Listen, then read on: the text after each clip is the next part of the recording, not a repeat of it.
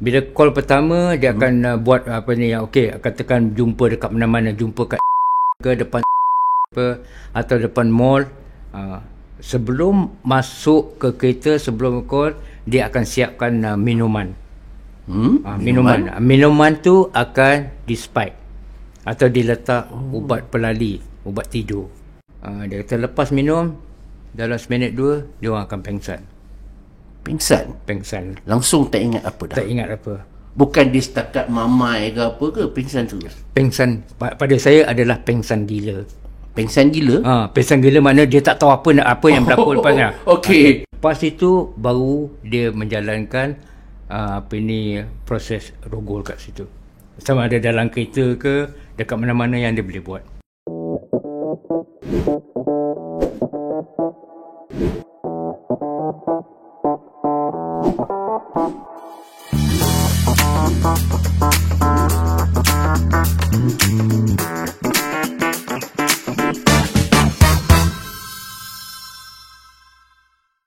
Bismillahirrahmanirrahim. Assalamualaikum warahmatullahi wabarakatuh. Waalaikumsalam. Terima kasih kerana bersama kita sekali lagi dalam program eksklusif Bersama Syarif.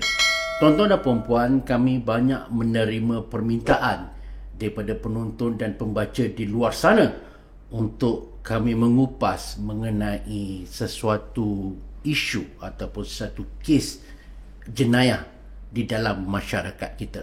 Dan antara yang paling banyak kami terima adalah meminta untuk dibawakan pakar forensik bagi menjelaskan ataupun menceritakan pengalamannya dalam mengendalikan kes-kes jenayah, khususnya jenayah rogol. Dan pada malam ini tuan-tuan dan puan-puan, saya rasa kalau bercakap dalam topik ini tiada orang yang lebih layak untuk membicarakannya. Okey, baik tuan-tuan dan puan-puan, kita bersama Tuan Amidun Anan, bekas Ketua Siasatan Tempat Kejadian CSI. Satu nama yang cukup legendary.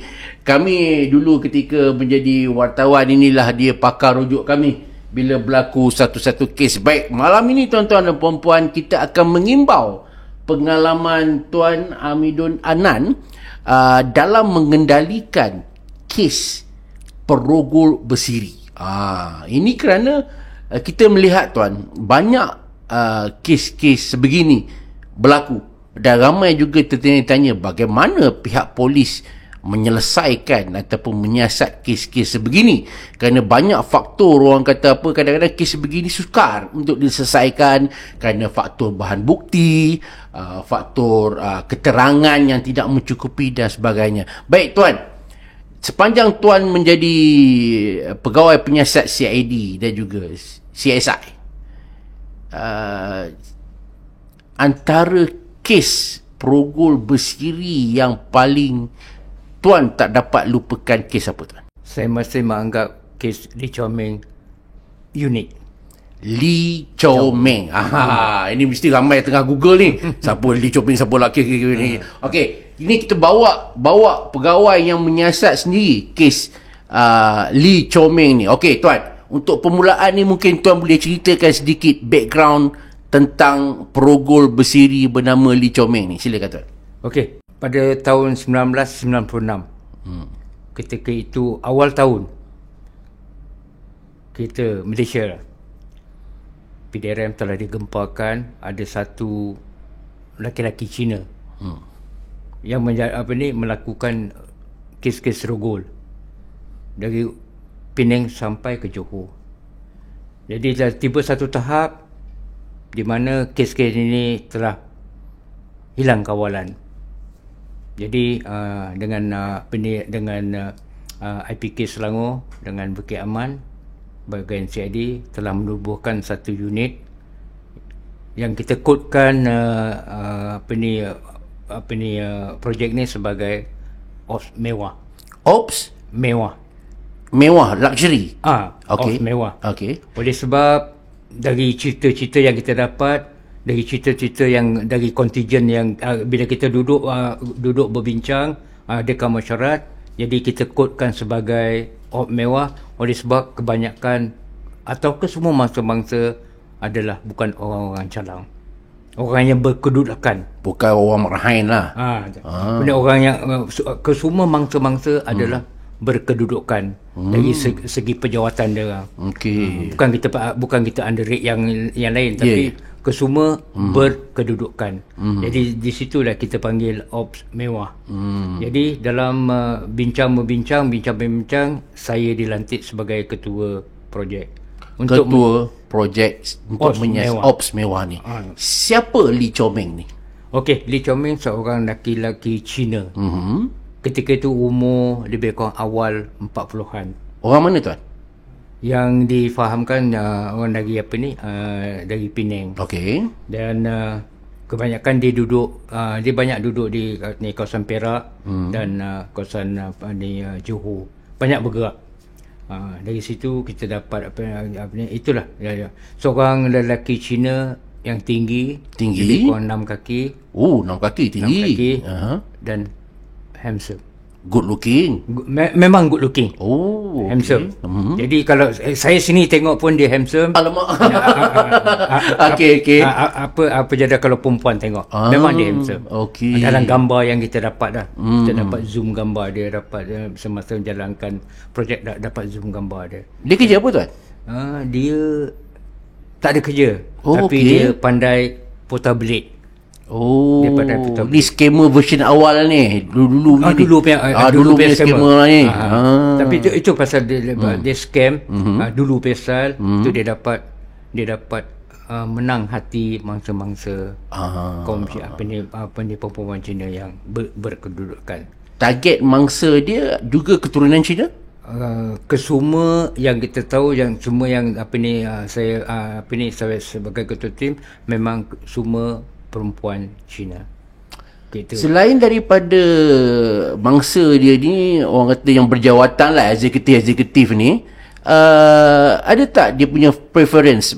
Dia nak umur yang sekian-sekian ke, yang orang yang rambut panjang ke? Ada tak dia punya preference dia? Nombor 1 adalah cantik. Nombor 2 boleh cakap orang putih. Okey. Dan boleh ikut arahan. Itu yang dia nak. Jadi bila dia bagi call, dia nak jumpa sini, dapat jumpa pertemuan pertama dan akan dirancangkan selanjutnya hingga mangsa dirogol. Okay. Now kita akan pergi ke MO ataupun modus operandi Lee Chomeng. Silakan tuan. Okey, apa yang saya masih ingat, bila dia dapat kontak, kadang kebiasaan dia akan kontak dalam iklan surat khabar, iklan dalam dekat apa yang ada keluar, dia akan kontak mangsa melalui itu. Jadi selepas dapat saja bercakap dengan mangsa sekali dua, dia akan buat satu penemuan. Katakan jumpa dekat mana-mana. Maksudnya tuan, dia akan pergi ke apa ke, dia akan tengok yang board tu. Iklan tu. Iklan. Dari situ dia akan buat call. Selain daripada itu adalah bila iklan keluar dalam surat khabar Cina. Yang mana kata dia nak kerja ni ke, dia nak minta yang ini, dia minta home tuition ke, dia akan memang Lee Chomeng is a good English speaking Chinese man. Contohnya, please call Miss Cindy 019 macam tu. Dia akan ikut. Dia akan zoom pada situ. I see. Kemudian dia akan call.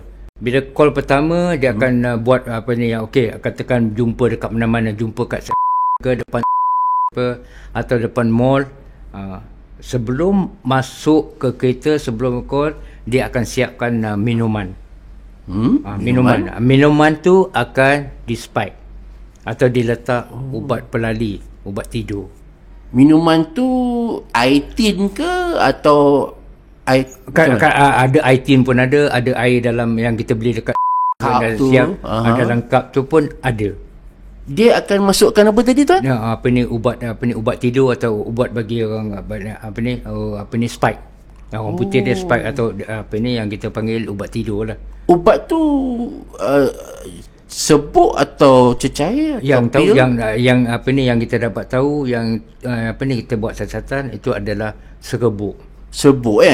Contohlah air botol tu yang penutup tu dia taruh dulu, Lepas tu dia bagi pada mangsa dia. Bagi pada mangsa. Mangsa pula. Mangsa akan Mangsa tu macam orang kata apa? Mamai atau tak sebelum tu macam dia tak ada menyimpan syakwa sangka lah. Tak ada lah. Kebanyakan mangsa tak sangka apa-apa. Contoh dia kata minumlah macam tu lah. Sama-sama minum. Sama-sama minum. Padahal dia botol dia atau cup dia tak ada apa-apa. Cuma cup atau tin atau botol, mangsa akan diletakkan ubat pelali itu.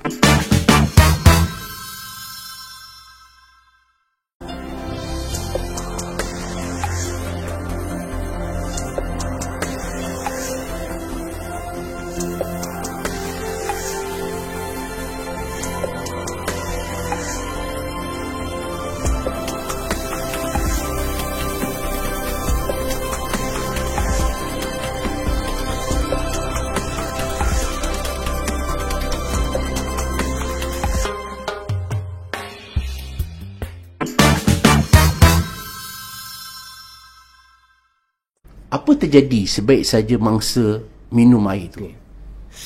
Kebiasaan apa yang diceritakan, apa yang mangsa, apa yang kita dapat temu bual mangsa, dia kata lepas minum dalam seminit dua dia orang akan pengsan. Langsung tak ingat apa dah. Tak ingat apa.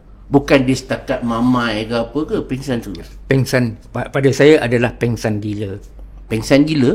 Pengsan gila makna dia tak tahu apa yang berlaku lepasnya. Okey. Istilah saya lah. Itu pengsan gila.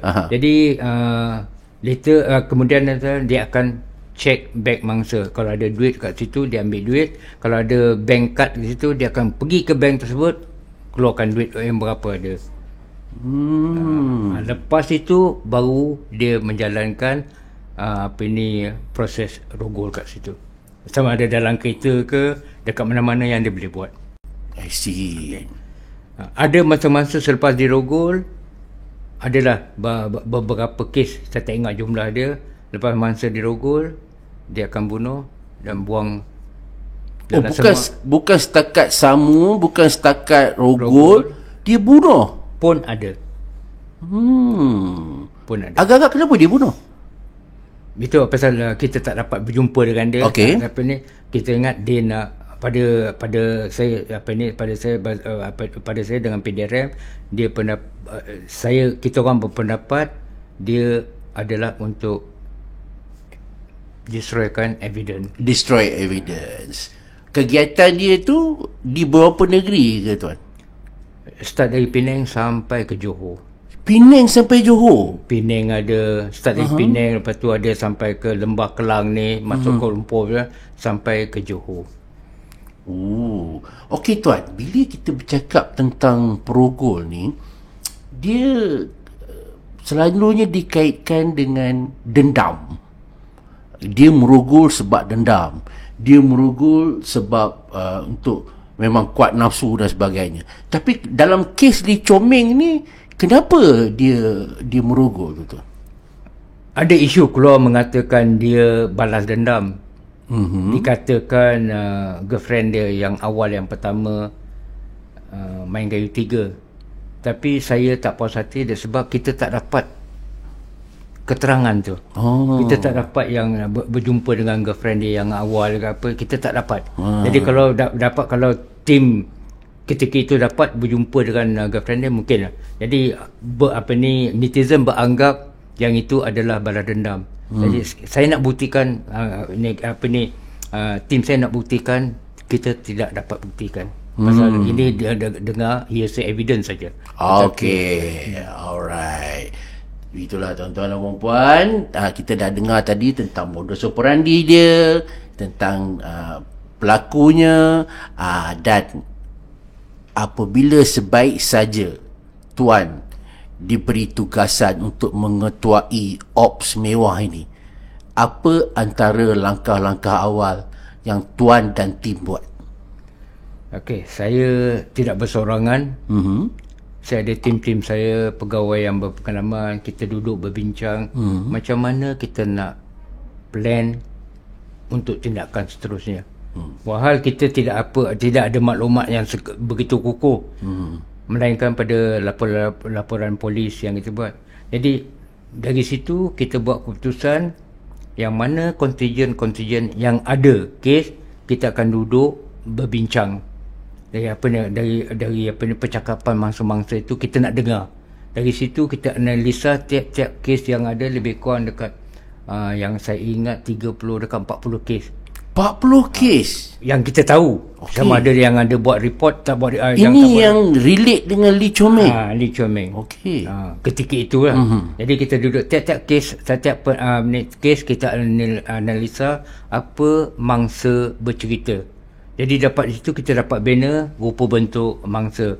Dapat banner dia punya MO. Dapat banner dia punya pergerakan dia kat mana. Dari situ lah. Dari percakapan mangsa-mangsa kita dapat bannerkan data-data yang kita nak untuk untuk mengenal pasti dan menjalankan projek-projek tersebut. I see.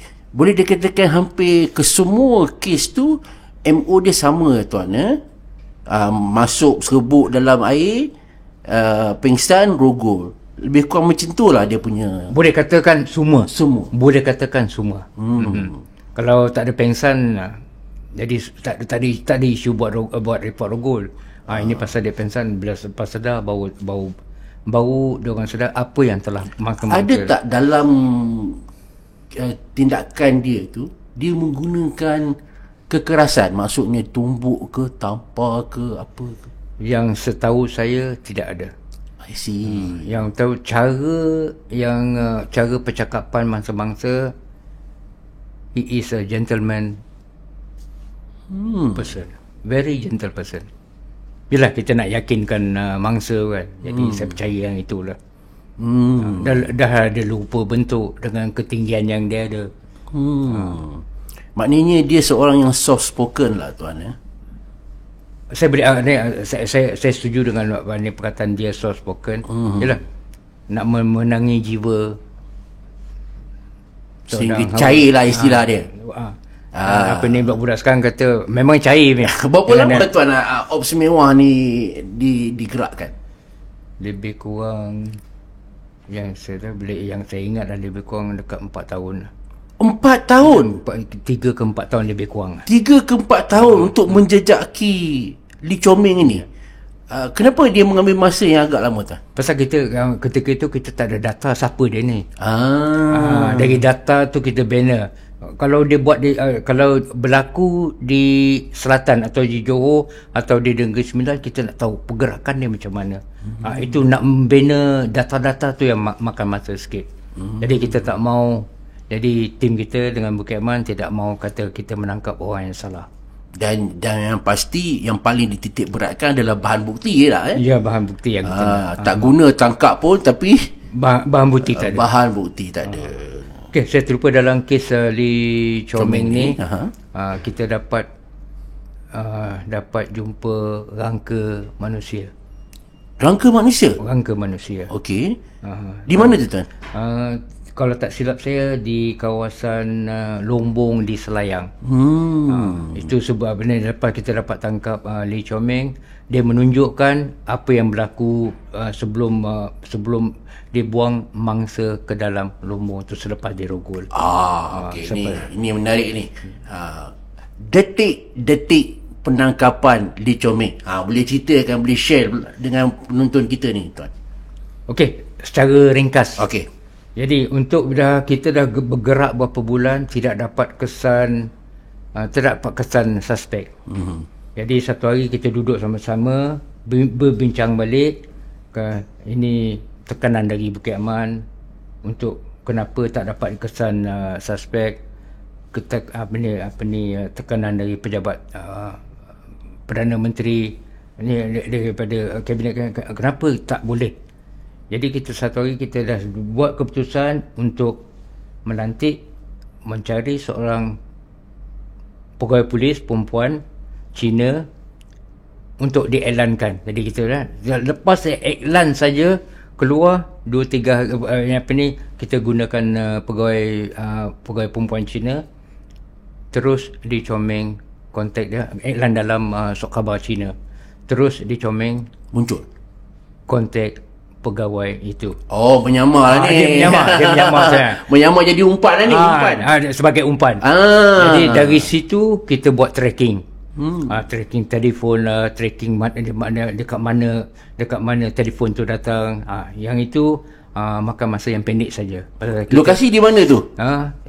Tak salah saya, kalau saya masih ingat, di kawasan Ipoh. Kita dapat track dia, dia buat panggilan dari kawasan Ipoh. Okey. Dari situ kita buat, dia akan panggil lagi, dari situ kita ambush atau kita buat pemerhatian di telefon-telefon yang ada berdekatan itu. Jadi tertimbul lah di Comel. So narrow down tu. Kita narrow down. Orang kata tu dapat lah.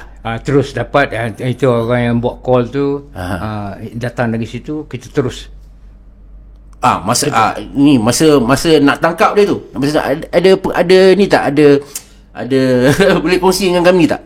Masa nak tangkap dia tu. Adakah dia melawan ke apa tu? Dia melawan tak, dia cuba langgar kita. Dia lari, dia dapat lari masuk kereta. Yang saya ingat dia cuba langgar kita, jadi kita pun cuba langgar kereta tu. Itu kereta tu masuk dalam longkang besar. Dari situlah kita dapat tangkap dia. I see. Maknanya dia melawan jugalah Dia melawan dengan cara nak langgar kereta. I see. Masa tu di tubuh badan dia ada senjata ke apa tu? Tak ada. Dia tidak ada apa-apa senjata yang kita jumpa dekat, walaupun dalam kereta tersebut. Memang style dia macam tu. Dia bukan jenis orang yang bawa pisau ke apa tak ada. Kita tidak jumpa apa-apa senjata walaupun atas diri dia dan termasuk dalam kereta yang digunakan.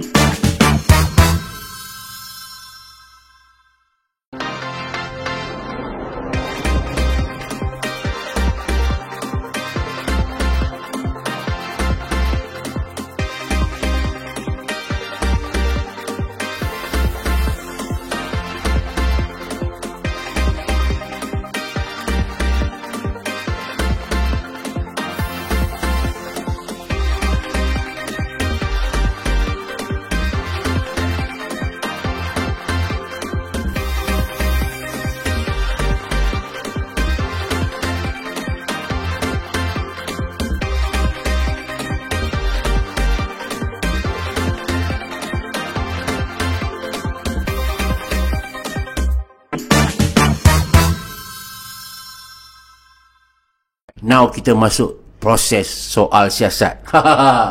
Sebagai ketua tim, akhirnya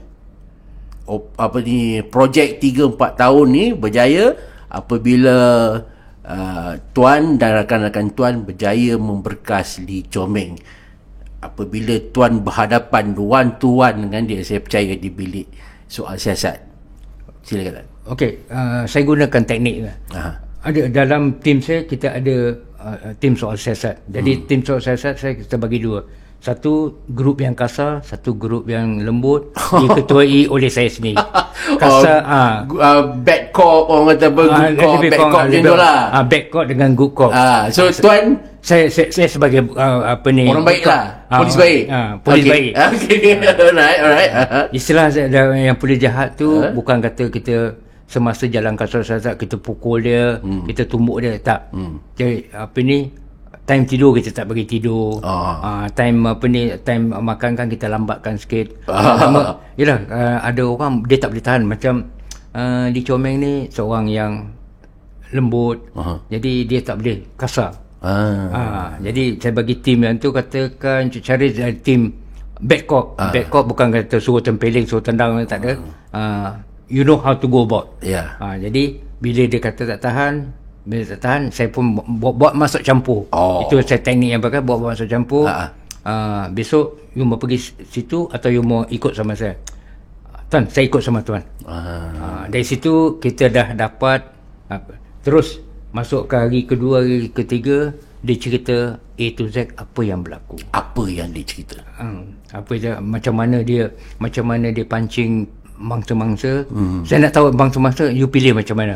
Itu dia cakap dari iklan, dari surat khabar, iklan dekat mana dekat kedai. Yang situ dia akan tengok, kalau cantik baru dia akan pilih. Kaya je tak cukup? Bukan kaya saja. Berjawatan, lawa dan ada ketinggian, bukan calang-calang. Oh, memilih. Memang dia milih. Tengok cara dia pun 6 kaki lebih kan. Jadi kita percaya itu dia cerita. Dan dia kata yang kenapa dia nak memang dia ada sifat balas dendam pasal girlfriend dia, kata dia telah tinggalkan dia. Itu dia kata dia kata balas dendam. Maknanya ia mengiyakan lah mengiyakan. rumours di luar yang mengatakan dia di Comeng ni dia buat macam ni sebab dia frust lah. Maknanya confirm lah tu. Dia frust lagi satu pasal dia dah banyak belanja dekat girlfriend dia main kayu tiga. Itu dia marah sangat. Kata dia lah ketika dakwaan dia. Masa saya one to one dengan dia. Adakah tuan tengok dia ni memang seorang yang kuat seks ke, atau memang kecanduan seks ke? Kalau tanya personally kat saya, tak ada rupa. Handsome. Nak katakan kalau ada rupa, bukan saya pakar dalam seks tak ada. Okay. Nak kata rupa kaki seks tak nampak. Tak nampak langsung. Tak nampak. A very gentleman punya. Nampak a very intelligent gentleman. Very intelligent. Macam the way dia menjawab soalan-soalan yang dia kemukakan tu very firm tuan. Dia tak ada kona kiri, kona kanan. Pada saya straightforward. Dan dia mengaku tuan. Dengan saya dia terus mengaku apa yang berlaku. Senang-senanglah. Jadi tak ada nak gunakan kekerasan, tak ada nak putar belit soalan-soalan kita. Straightforward, off you go. Dan dia mengaku pada tuan memang ada di kalangan mangsa yang dia bunuh. Cuma yang saya ingat yang saya ada 2 atau 3 kes. Yang kata jumpa tengkorak yang tadi tu. Betul ada dia buang dekat buang dekat Sungai Kelang, dekat tepi laut. Jadi kita tak dapat cari. Dekat tepi laut muara. Kata dia lah. Ya ke tak kita tak tahu. Tapi berdasarkan laporan orang hilang adalah. Tuan, mangsa-mangsa dia willing untuk come forward ke tuan? Nak kata lah, kebanyakan orang pasal dia percaya, ada yang katakan gentleman, handsome gentleman. Tak, maksudnya mangsa-mangsa kita selalu dengar bila kes-kes yang melibatkan rogol ni, mangsa susah nak datang untuk bagi keterangan ke sebab malu dan sebagainya. Dalam kes di Comeng ni, yang mana ada yang buat report, baru kita, yang mana tak buat report kita tak tahu. Tapi saya percaya ada ramai lagi kat luar sana terkena, tapi diorang tak mau buat report, kita tak boleh buat apa. I see. Kalau yang mana buat report. Okey tuan, berdasarkan soal siasat tuan, atau tuan menyoal siasat je, berapa yang dia mengaku telah rogol tu? Saya tak berapa ingat, tapi tak kurang pada 40. Tak kurang daripada 40. Berdasarkan lepas yang ada report kita ada, kahwinkan dengan pengakuan dia, tak kurang pada 40. So duit-duit yang dia dapat, yang dia samu tu dia enjoy lah. Dia kata nak kaki enjoy, dia tak pergi night club. Pula dia bukan kaki night club. Okey. Duit tu bukan dah dapat banyak sangat, ada 1,000 ke 2,000. Okey. Mungkin dia beli dia enjoy sendiri lah makanan dia. Tapi nak kata dia ni kaki huha tu bukan. Bukan kaki huha. Yang kita tahu siasatan latar belakang dia bukan kaki huha. Okey. So apa berlaku dengan Lee Comeng ni selepas di soal siasat apa semua, dia bawa ke mahkamah, dan what happen? Dia lepas dituduh mahkamah, masa tuduh mahkamah saya bawa dia sendiri. Okey. Melainkan pada pegawai masa saya bawa dia sendiri. Jadi dia kata dia nak mengaku, kata very good lah kalau nak mengaku, kita orang tak apa. Dia terus mengaku. Berapa kes dia terus mengaku. Jadi dia kata dia pun nak masuk, dia nak berhenti semua, nak masuk penjara, nak rest, kata dia lah. Okey, nak rest. Nak rest. Kata dia lah. Jadi dia pun dia mengaku, terus dijatuhkan hukuman. Apa yang saya tahu, kemudiannya dapat cerita yang dia meninggal dalam penjara. Meninggal dalam penjara. katanya lah. Tapi apa ni yang saya dengar cerita. Punca kata apa ni, dia punya HIV itu terlampau tinggi. Oh, dia memang seorang pengidap HIV, HIV carrier. HIV carrier, tapi semua orang tak tahu. Bila dekat dah sebab kematian dekat masa nak mention satu kes, nak sebut satu kes yang baru dapat tahu dia kata apa ni, dia sebab dia meninggal dalam penjara adalah sebab HIV. I see. Maka berakhirlah riwayat Lee Chong Meng. Ni apa? Ops mewah tadi Ops mewah. Mewah. Dia memang dia bujang tuan memang dia tak ada family. Yang kita tahu background dia memang bujang. Okey. Sehingga dia ditangkap dia masih bujang lagi. Tadi tuan kata ini Lee Chong Meng ni tuan tak dapat lupa. Dia must be something yang menyebabkan tuan tak dapat lupa. Apa dia tuan? Dalam kes Lee Chong Meng ni, apa yang tuan tak dapat lupa tentang dia? Tak ada rupa muka, tak ada rupa rogol bersiri. Dan tak boleh percaya itu adalah seorang penjenayah. Dan dia adalah bukan orang robust, tak robust. Dia betul-betul gentleman. Okey. Tapi yang apa ni tahu, memang dia kuat seks itu saja. Okey. Tapi rupa air muka tidak ada bentuk sebagai seorang penjenayah. Jenis apa tu, cakap dengan tuan pun lemah lembut macam tu. Tak ada tu kata ni educated punya language.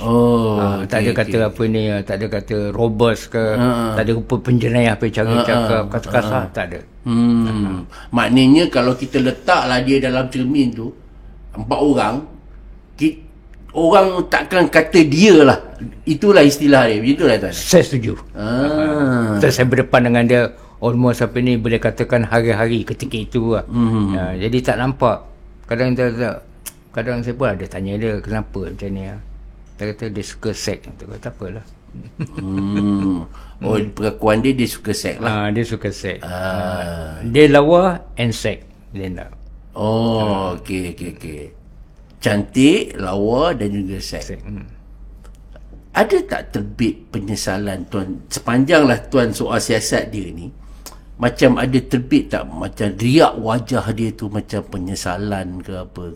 Seingat saya tidak ada. Yang kata Lee Chong Meng ni betul hati dia Mungkin pada saya mungkin apa ni, dia dah dapat apa yang dia nak. Jumlah yang dia tak kira ke apa ni, sebagai apa ni orang Tionghoa, saya tak tahu. Tapi semasa hingga ke apa ni kita tuduh dia mahkamah, tak adalah nampak muka penyiasat apa ni, muka tak nampak. Okey. Itu tadi kita cerita Lee Chong Meng. Kita akan kembali selepas ini dengan kes Progol Bersiri selanjutnya.